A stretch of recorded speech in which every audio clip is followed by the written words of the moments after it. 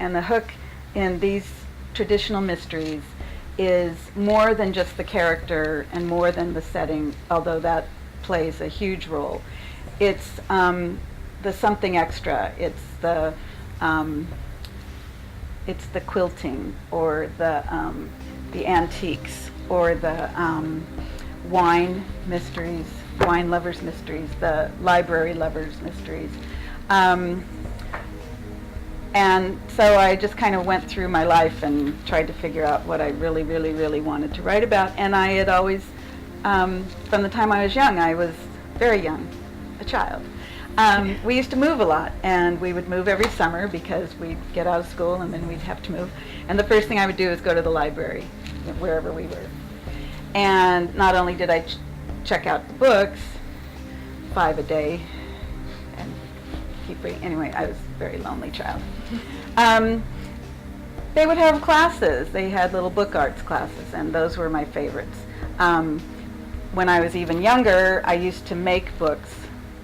I used my father's, the cardboard from my father's shirts, came back from the cleaners, and I would make books. And I've seen my niece's books. When she was little, she made little books. She would write, she would make a pretty cover, and then she'd write a story.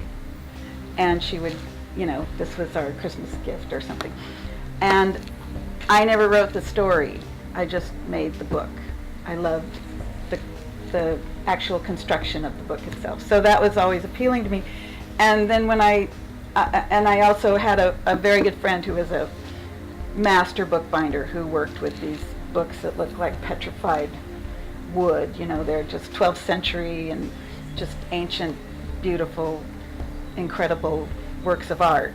And I took all of that and turned it into a character. But the book is real important, and when I'm plotting, the book is what comes first, most of the time. When I come up with a book, everything follows. The books that I write usually have some little parallels with the book that she's working on. Like in one book, she was working on an old copy of Oliver Twist. And in that story, there was also a band of book thieves. So there were these, strange little parallels that kind of related to the book itself. And so I like playing with that idea. And there's a lot of bookbinding information, and,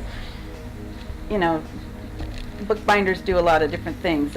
In one book, there's a paper maker, and paper making is a whole other, odd sidelight. So I just have fun with the whole idea of book itself.